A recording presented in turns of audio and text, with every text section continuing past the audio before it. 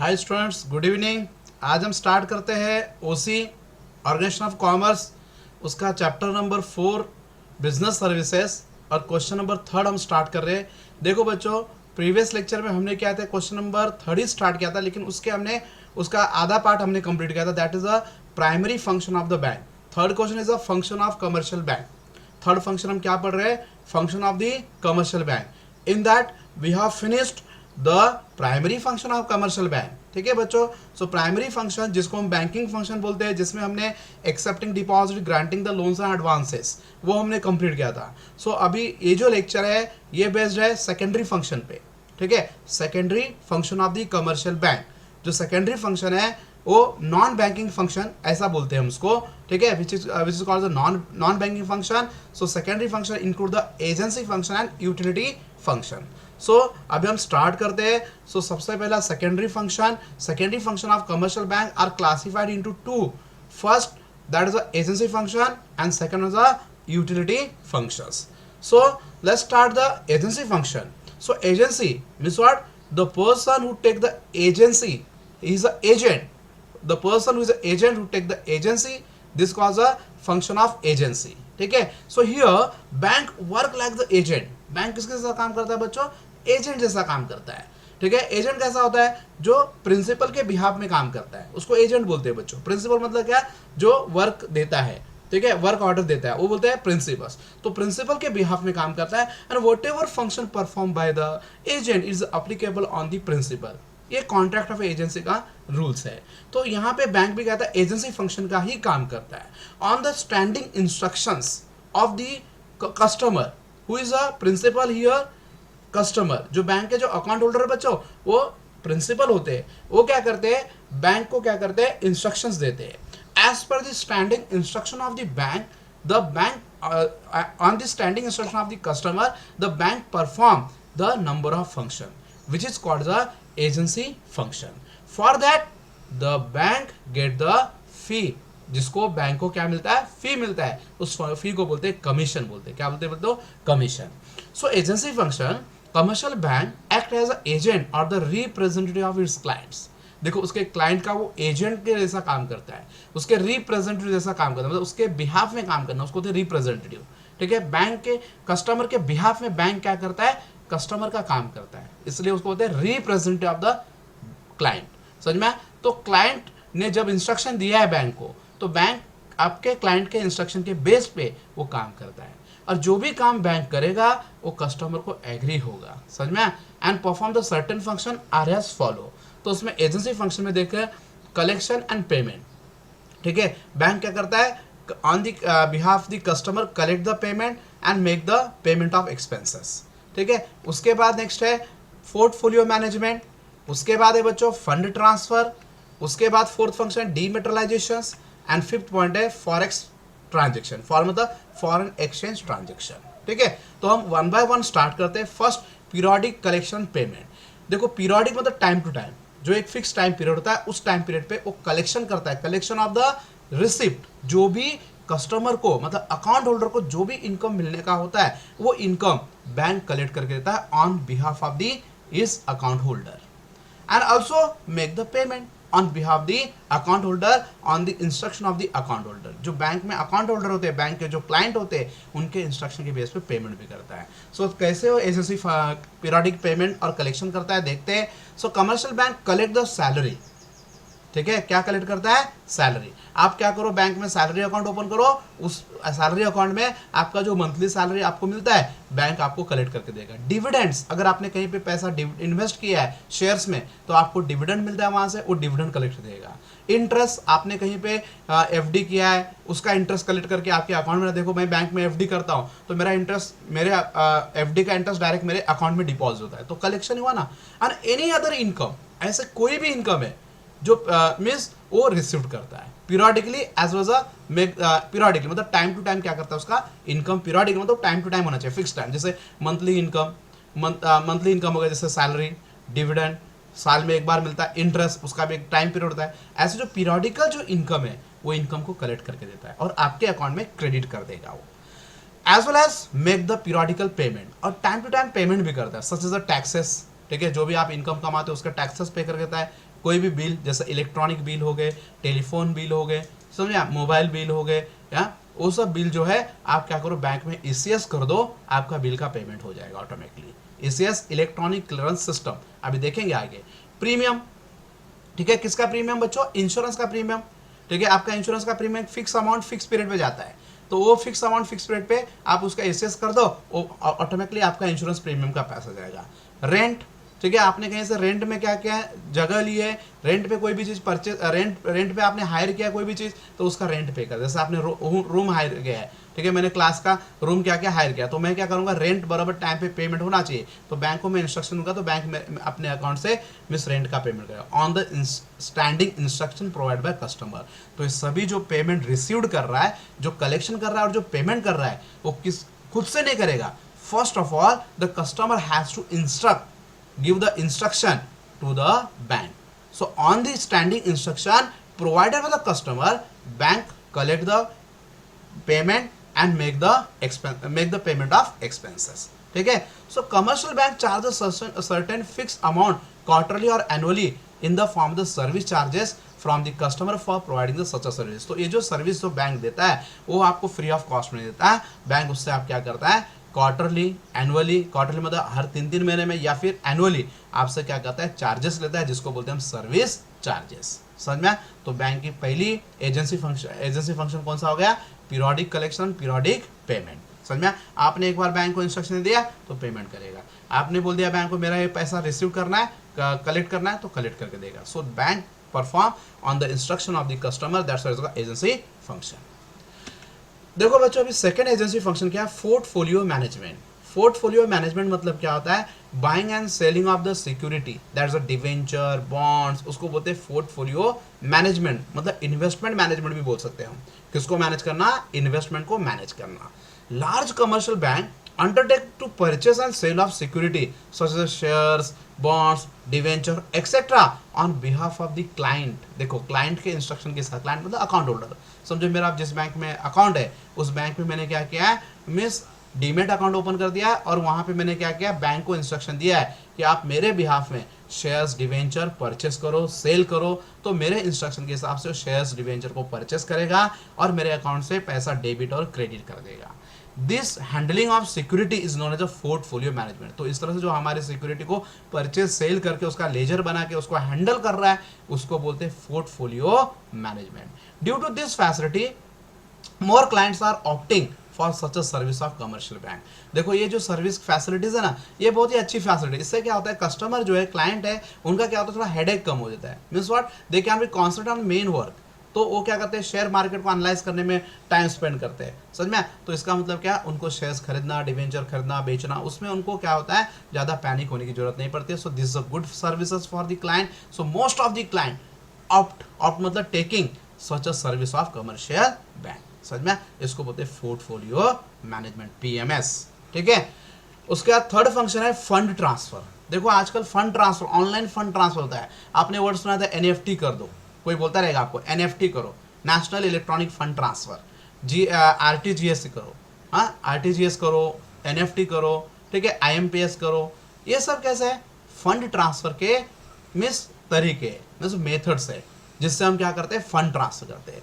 तो बैंक क्या करता है, commercial bank, on your instruction the bank can be transfer the fund. ठीक है, जैसे देखो अभी हर एक बैंक का आप देखते हो कहीं पे भी उसका एक क्या होता है, मिस एक एजेंट प्रोटोकॉल होता है, जहाँ पे क्या करते हैं, एजेंट टाइप का बैंक रहता है, वहाँ पे फंड ट्रांसफर करते हैं। आप मोस्टली देखो पर्सन वहाँ पे आपके विलेज वगैरह में फंड को ट्रांसफर करते हैं, है कि नहीं? तो वो आरटीजीएस से एनएफटी के थ्रू करते हैं। Commercial bank provide the facility of fund transfer from one branch to another branch. एक ब्रांच से दूसरे ब्रांच में फंड ट्रांसफर करना सेम बैंक के, या फिर अनदर ब्रांच और the branch of the another bank, या फिर दूसरे बैंक के ब्रांच में। समझे? ये एक्सिस बैंक है, एक्सिस बैंक से आईडीबीआई बैंक में भी ट्रांसफर कर सकता है, और एक्सिस बैंक में भी ट्रांसफर कर सकता है। समझ में है कि नहीं? So commercial bank come with the various initiative to make this transfer hassle free. अभी जो कमर्शियल बैंक ने क्या किया है, इस जो ट्रांसफर है वो हैसल फ्री होना चाहिए। मतलब क्या होना चाहिए, रिस्क फ्री होना चाहिए। ठीक है, मतलब आपका जो फंड है वो सेफ्टी से क्या होना चाहिए, रिसीवर को मतलब बेनिफिशियरी को मिलना चाहिए। समझ में? तो इसलिए इसको बोलते हैं फंड ट्रांसफर। तो देखो ये प्रोसीजर दिख रहा है ना, यहाँ पे हमने एक देखो चार्ट दिया है, इसमें देखो transfer between the my account, transfer between my account, pay to other Axis account and pay to non Axis account. देखो ये एक्सिस मतलब सेम ब्रांच में भी डाल सकते हैं, मतलब सेम बैंक के ब्रांच में डाल सकते हैं, और अदर नॉन बैंक जो ब्रांच है उसमें भी हम कहते हैं ट्रांसफर कर सकते हैं। समझ में? तो इसका fund transfer means transferring the money from the one account to another account, from one branch to another branch, this called a fund transfer facility. समझ में?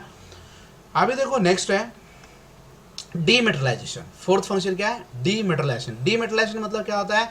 जो फिजिकल शेयर्स है, एक्चुअली जो शेयर्स होते हैं बच्चों, हम सर्टिफिकेट में होल्ड करते हैं। किस में होल्ड करते हैं? सर्टिफिकेट में। समझ में? And there is a lots of demerits limitation in the certificate form of the shares। जो शेयर सर्टिफिकेट में शेयर्स को होल्ड करते हैं उसमें बहुत सारी कमियां हैं। तो उस कमी को अवॉइड करने के लिए हमने क्या किया? डीमेटलाइज सिस्टम क्या किए?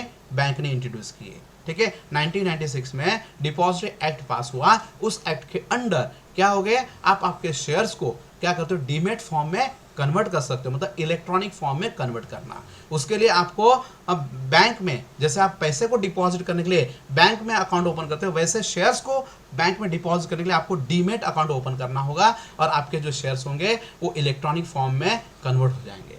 सो bank provide the dematerialised facility to their client to hold their security in the electronic format. जो भी उनकी सिक्योरिटी मतलब शेयर्स, डिवेंचर, बॉन्ड्स, उसको इलेक्ट्रॉनिक फॉर्मेट में कन्वर्ट करने के लिए, होल्ड करने के लिए आपको क्या होता है? बैंक डीमेट अकाउंट की फैसिलिटी देता है। So dematerialisation means what? Converting the your physical share in the computerised और electronic form, this called डीमेटलाइजेशन।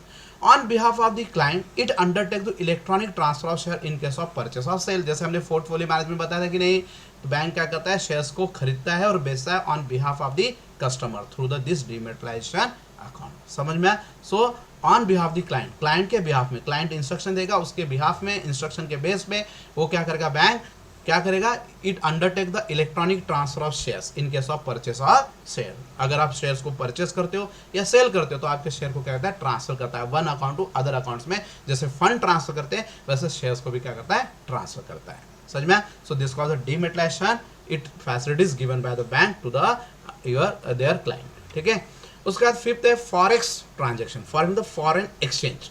The word forex means what? Foreign exchange. Foreign का फॉरेन का पैसा, डॉलर, ठीक है, देनार, हाँ, यान, ठीक है, इस तरह से क्या करता है? अलग अलग करेंसी में फंड को क्या करना है?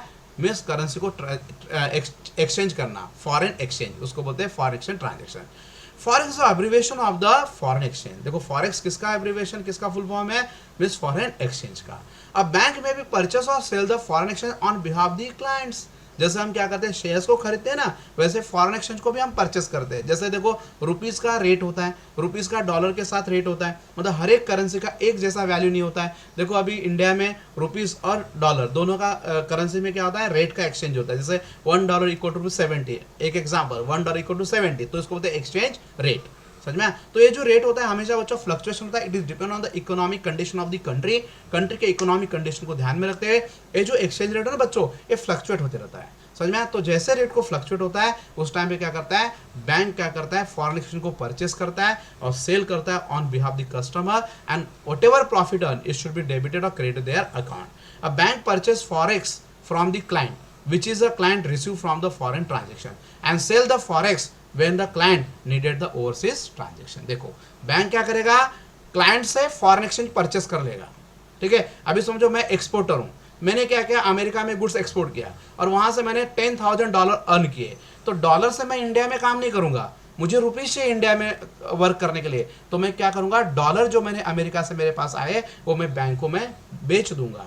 ठीक है, बैंक परचेस करेगा, मैं उसको सोल्ड कर दूंगा। ठीक है, तो वही लिखा है bank purchase of foreign from the client which the client receive from foreign transaction, मतलब एक्सपोर्ट के थ्रू जो क्लाइंट को मिले हैं। और sale the foreign exchange, foreign exchange sale करेगा जब क्लाइंट को जरूरत पड़ेगी। कब जरूरत पड़ेगी? When client want to import the goods from the other country, तो उस टाइम पे उसको फॉरेन एक्सचेंज की जरूरत पड़ेगी। तो उस टाइम पे बैंक क्या करेगा? उसको फॉरेन एक्सचेंज क्या करेगा? सेल करेगा, मतलब डॉलर, ठीक है, वो सब क्या करेगा? सोल्ड करेगा। इसको होते हैं फॉरेक्स ट्रांजेक्शन।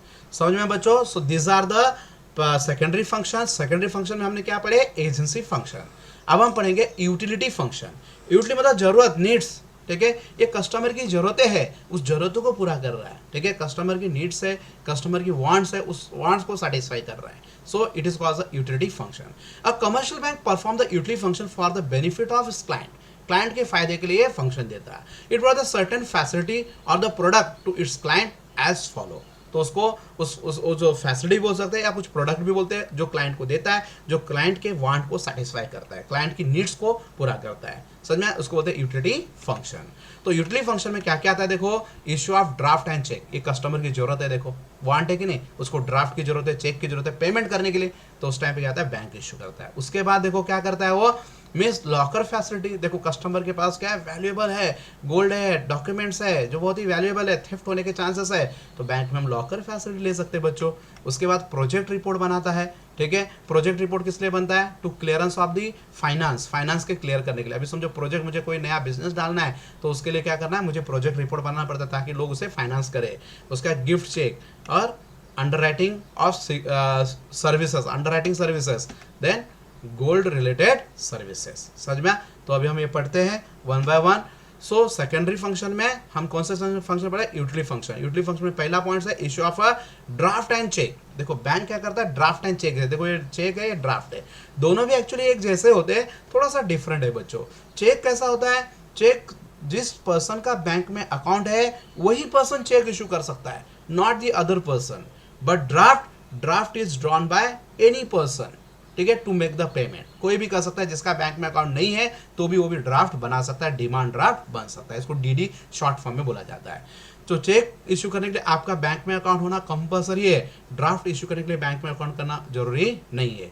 दोनों का भी फंड को ट्रांसफर करने के लिए, पेमेंट करने के लिए इस्तेमाल किया जाता है, ठीक है। चेक जो होता है थोड़ा रिस्की होता है बच्चों, उसके डिसऑनर होने के भी चांसेस होते हैं, लेकिन ड्राफ्ट के डिसऑनर होने के चांसेस नहीं होते, क्योंकि जब हम ड्राफ्ट किसी भी पर्सन को इशू करते हैं, first of all we deposit the amount of the draft. जितने का हमें ड्राफ्ट करना उतना अमाउंट हम बैंक में डिपॉजिट कर लेते हैं, उसके अगेंस्ट में बैंक क्या करता है, डिमांड ड्राफ्ट इशू करता है। और वो डिमांड ड्राफ्ट जिसको आपको पेमेंट करना है दे दो, तो वो पेमेंट 100% रिलाइज होगा, क्योंकि आपके अकाउंट में पैसे है, आपके सिग्नेचर चेक कर दिए, सब कुछ मतलब पूरा वेरीफाई होने के बाद ही डीडी इशू होता है। लेकिन चेक में कैसा होता है, आपने क्या क्या चेक इशू कर दिया, आपके अकाउंट में पैसे नहीं थे, तो क्या होगा, चेक डिसऑन होगा, या आपका सिग्नेचर प्रॉपर नहीं था, बैंक तो बाद में चेक करेगा, ठीक है।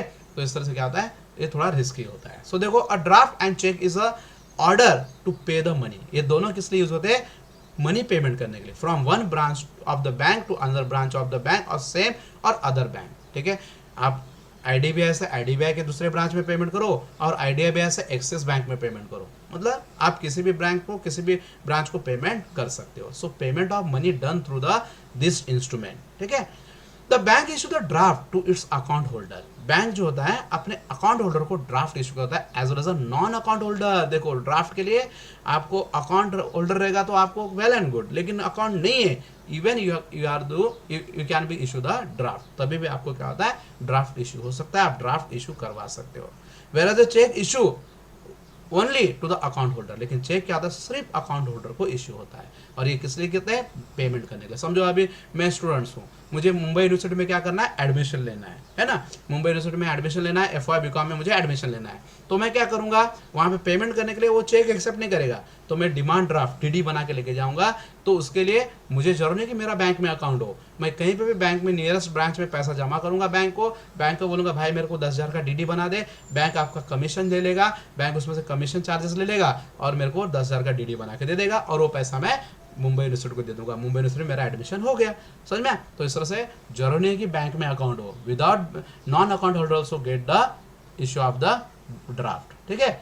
So bank charges commission for issuing the bank draft. इस बैंक ड्राफ्ट के लिए बैंक क्या क्या चार्ज करता है, कमीशन, ठीक है। मतलब आपके अमाउंट पे डिपेंड करता है, आप कितना अमाउंट का DD बना रहे हो, उसके हिसाब से आपको मिस बैंक आपसे कमीशन देता है। समझ में? Issue of draft and check, this is the first function, utility function.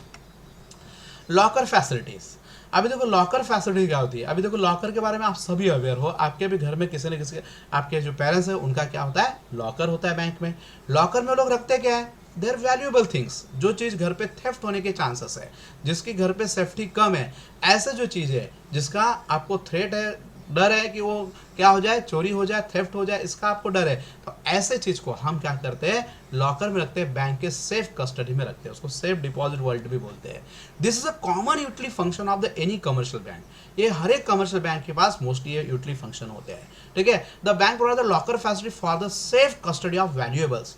मतलब बैंक लॉकर फैसिलिटी देता है, किसके लिए देता है, आप आपके जो वैल्यूएबल्स है उसकी सेफ कस्टडी के लिए।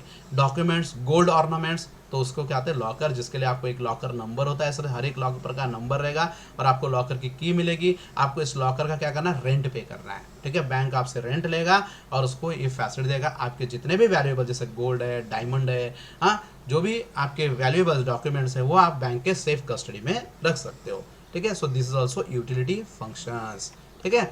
अब हम पढ़ेंगे third, project report. Utility function में थर्ड फंक्शन कौन सा है बच्चों, प्रोजेक्ट रिपोर्ट। प्रोजेक्ट रिपोर्ट किस लिए लेते हैं, अभी समझो मुझे कोई बिजनेस स्टार्ट करना है, समझो मैं एक नया बिजनेस मुझे सेटअप करना है, तो मैं उसका प्रोजेक्ट रिपोर्ट बना। प्रोजेक्ट रिपोर्ट में होता क्या है कि बिजनेस में, बिजनेस का नेचर क्या है, बिजनेस की कितनी फिजिबिलिटी है, वो सब चीज उस प्रोजेक्ट रिपोर्ट में बनाया जाता है, समझ में आया। तो प्रोजेक्ट रिपोर्ट से हमको मालूम पड़ता है बिजनेस की फिजिबिलिटी क्या है, बिजनेस कितना फिजिबल है, ठीक है, कॉस्ट के रिलेटेड या इकोनॉमिक फिजिबिलिटी, टेक्निकल कितना फिजिबल है, ऑपरेशनल फिजिबल कितना है, शेड्यूल फिजिबिलिटी, ऐसे अलग टाइप की फिजिबिलिटी आपको मालूम पड़ती है प्रोजेक्ट के थ्रू, समझा। सो फिजिबिलिटी मतलब actuality of the project, project कितना एक्चुअल है वो अपने को मालूम पड़ता है।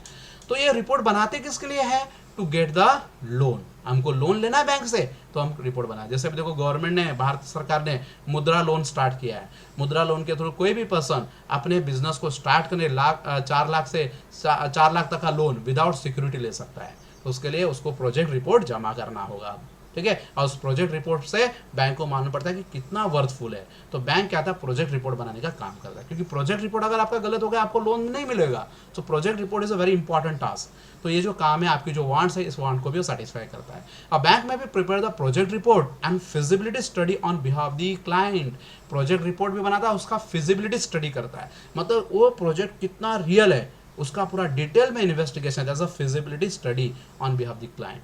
Project report enable the business firm to obtain the fund from the market. अब ये जो प्रोजेक्ट रिपोर्ट है ना, ये रिपोर्ट के ऊपर बैंक का सील होता है, मतलब इसके ऊपर सिग्नेचर होता है कि ये जो प्रोजेक्ट है it is a worthful project, ठीक है, ऐसा उसके अंदर सर्टिफाइड होता है। तो ये सर्टिफाइड रहेगा तो आप बैंक से लोन ले सकते हो, मार्केट से फंड उठा सकते हो बिजनेस के डेवलपमेंट के लिए, बिजनेस को सेटअप करने के लिए, बिजनेस के एक्सपांशन के लिए। तो ये क्या होता है, प्रोजेक्ट रिपोर्ट बनाता कौन है, बैंक है। To obtain the clearance from the government authority. अभी गवर्नमेंट अथॉरिटी से आपको कोई भी चीज क्लियरेंस करना है, समझे, अभी मुझे लाइसेंस लेना है, तो लाइसेंस की क्लियरेंस कब होगा, मेरे प्रोजेक्ट के हिसाब से। मेरा प्रोजेक्ट वर्थफुल रहेगा ना, तभी गवर्नमेंट मेरे को लाइसेंस देगी। उस प्रोजेक्ट से मैं यहाँ पे पोल्यूशन क्रिएट हो रहा है, उस प्रोजेक्ट की वजह से क्या होगा, मेरा जो एनवायरमेंट है, सोशल एनवायरमेंट, वो डिस्टर्ब होने लगा है, तो ऐसे को गवर्नमेंट क्लियरेंस नहीं देता। तो ये सब क्लियरेंस, प्रोजेक्ट के क्लियरेंस के लिए भी क्या होता है, प्रोजेक्ट रिपोर्ट की जरूरत पड़ती है, समझ में। So project report is prepare by the bank on behalf the customer, ठीक है। उसके बाद नेक्स्ट फोर्थ फंक्शन है गिफ्ट चेक। देखो अगर नेक्स्ट फंक्शन क्या है, यूटिलिटी फंक्शन गिफ्ट चेक। देखो अभी कैसा है, आप मैरिज फंक्शन में जाते हो, बर्थडे फंक्शन में जाते हो, बराबर कि नहीं, वहाँ पे आप क्या करते हो, मिस गिफ्ट वगैरह लेके जाते हो, है ना। ये परंपरा है लोगों की, भाई जहाँ भी जाएंगे हम गिफ्ट लेके जाएंगे, इससे क्या होगा, सामने वाले को एक रिस्पेक्ट के लिए हम गिफ्ट लेके जाते हैं। तो ये जो गिफ्ट होता है हम कैश में देते हैं। तो कैश का क्या होता है, प्रॉपर काउंटिंग नहीं होता है, कैश मिस होने के चांसेस होते हैं, हाँ। तो इसके लिए क्या होता है, गिफ्ट चेक बनाते हैं। क्या बनाते हैं, गिफ्ट चेक। तो gift check is a pre printed check होता है, उसके ऊपर ऑलरेडी अलग अलग डिनोमिनेशन के वैल्यू के चेक होते हैं, 501, 101, 51, 51 रुपीज़, हाँ, ऐसा अलग अलग, 1101, 1100, हाँ, ऐसे अलग अलग डिनोमिनेशन के, हाँ, क्या रहते हैं, चेक बने होते हैं। वो उतना अमाउंट बैंक में डिपॉजिट कर दो, बैंक आपको चेक दे देगा। वो फिर आप कहीं पे मैरिज सेरेमनी हो गए, बर्थडे फंक्शन में हो गया, वहाँ पे जाके चेक दे दो एज अ गिफ्ट, समझ में। So bank is the gift check and gold coin to the account holder. Gift check भी देता है, गोल्ड कॉइन देता है account, as well as to non account holder. Account holder, non account, दोनों को भी ये मिल सकता है, गिफ्ट चेक और गोल्ड कॉइन। मतलब आपको किसी को प्रेजेंट वगैरह देना है, गिफ्ट वगैरह देना है, तो as a gold. The gift check and coin can be used by the client for the purpose of gifting on occasion of the wedding and birthday। समझा, वेडिंग सेरेमनी हो गया, बर्थडे सेरेमनी हो गई, ऐसे टाइम पे हम क्या करते हैं, गिफ्ट चेक प्रेजेंट कर सकते हैं, प्रेजेंट में उनको दे सकते हैं, समझ में। So gift check is issue by the bank, ठीक है। उसका नेक्स्ट है अंडर राइटिंग और अंडर राइटिंग सर्विसेज। देखो एसपी वाले स्टूडेंट्स को पता है अंडर राइटिंग क्या होता है, इशू ऑफ शेयर्स पढ़ाया मैंने, जिसमें मैंने बताया कि बच्चों अंडर राइटिंग मतलब क्या, means to give the guarantee of issue of shares to the public, public को शेयर्स बेच के पैसा कलेक्ट करने की गारंटी देने वाला जो एग्रीमेंट्स है दैट्स कॉल्ड अंडरराइटिंग। समझ में? Here the person give the guarantees to the company to collect the amount of shares, ठीक है, इशू टू द पब्लिक, ठीक है, उसको कलेक्ट करने की गारंटी था, उसको अंडरराइटिंग होता है। क्योंकि देखो बच्चों, जब हम शेयर इशू करते हैं, ठीक है, सबसे पहला शेयर इशू होता है, इशू के बाद सब्सक्राइब होता है। सब्सक्राइब मतलब शेयर्स को परचेस करना बाय द पब्लिक। पब्लिक क्या करेगी? शेयर्स के लिए एप्लीकेशन करके शेयर को परचेस करेगी, एक टाइम लिमिट के अंदर परचेस करना चाहिए। अगर वो शेयर परचेस नहीं करेगी पब्लिक, तो कंपनी शेयर मतलब फर्दर शेयर इशू नहीं कर पाएगी, कंपनी अपना बिजनेस स्टार्ट नहीं कर सकती है। तो इसके लिए रिस्क है, तो इसके लिए हम क्या कहते हैं? अंडरराइटिंग करते हैं। तो ऐसा न हो इसलिए कंपनी क्या करती है? वो जो शेयर्स है ना बच्चों, अंडरराइटर को दे देती है। किसको देती है? अंडरराइटर। तो अंडरराइटर वो पर्सन है जो क्या करता है? कंपनी के शेयर्स को परचेस करने की गारंटी देता है, समझ में? उसके बदले में कमीशन लेता है। कमर्शियल बैंक में underwrite to issue the security issued by the company. तो जो बैंक होता है ना, वो क्या करता है? कंपनी जो सिक्योरिटी पब्लिक को इशू कर रहा है, उसको परचेस सेल करने की गारंटी देता है, समझा? ये जो शेयर्स है ना पब्लिक को बेचने की गारंटी। देखो ये कंपनी जो 1000 शेयर इशू करना चाहती है, समझ में? तो वो जो शेयर्स है वो कंपनी के 1000 शेयर्स है, वो पब्लिक को बेचने की गारंटी देता है। Hence appoint the underwriter and underwriter give the guarantee to sale the share to this public, ठीक है। If the shares are not subscribe fully subscribe, अगर पब्लिक ने क्या किया? शेयर्स को परचेस नहीं किया, पूरी तरह से परचेस नहीं किया, the underwriting bank agreed to take up the unsubscribe portion of the security. जो अनसब्सक्राइब पोर्शन है कौन परचेस करेगा? मींस बैंक परचेस करेगा, जिस बैंक को हमने अंडरराइट करवाया है शेयर, समझ में? अभी मेरी कंपनी है, मैंने पब्लिक को समझो 1 लाख शेयर इशू किए, ठीक है, और समझो 1 लाख शेयर इशू किए, तो मुझे क्या करना है? 1 लाख शेयर का एप्लीकेशन मुझे एक 60 डेज के अंदर मेरे पास कलेक्ट होना चाहिए। अगर कलेक्ट नहीं होता तो कंपनी स्टार्ट नहीं होगी, क्योंकि मिनिमम सब्सक्रिप्शन अमाउंट कलेक्ट नहीं हुआ। तो समझो अगर पब्लिक ने सिर्फ उसमें से 1 लाख में से 80,000 शेयर खरीदे, तो बचा हुआ 20,000 शेयर कौन परचेस करेगा? बैंक परचेस करेगा, समझ में? Subscribe by the bank, bank agreed to take up unsubscribe portion. तो 1 लाख में से 80 पब्लिक ने सब्सक्राइब किया है, तो अनसब्सक्राइब 20,000 हो गया, और 20,000 को कौन परचेस करेगा? Miss underwriting bank, this cause underwriting. तो जो कंपनी का जो कैपिटल है वो कलेक्ट करने में बैंक ने हेल्प की, समझ में? So this cause underwriting shares.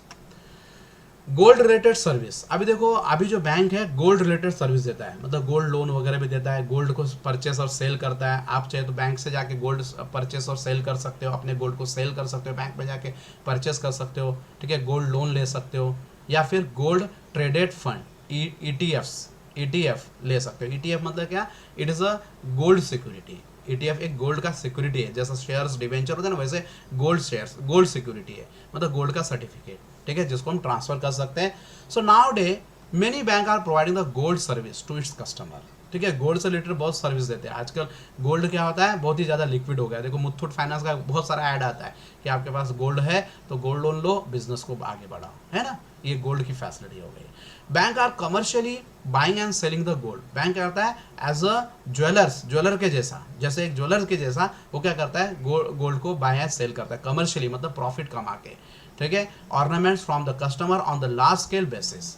Some bank also provide the advisory service to the customer, ठीक है, और कुछ बैंक क्या करता है? गोल्ड से रिलेटेड जो सर्विस है उसमें इसकी एडवाइजरी सर्विस भी आती है, मतलब एडवाइस मतलब उनको सलाह देना, मीन्स उनको इंस्ट्रक्शंस देना कि गोल्ड में कैसे इन्वेस्टमेंट करना चाहिए। Service to the customer in term of gold fund में कैसा पैसा इन्वेस्ट करना है, एंड गोल्ड ETF मतलब वही गोल्ड फंड, समझ में? Means gold exchange traded fund,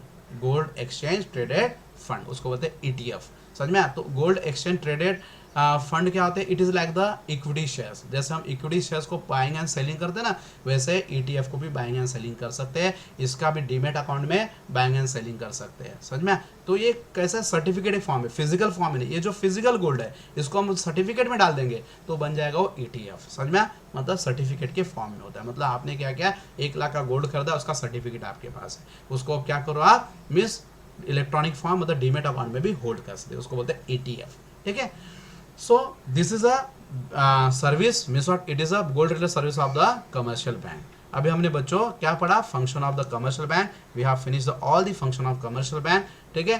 तो नेक्स्ट लेक्चर में हम पढ़ेंगे नेक्स्ट क्वेश्चंस, ठीक है। थैंक यू बच्चों।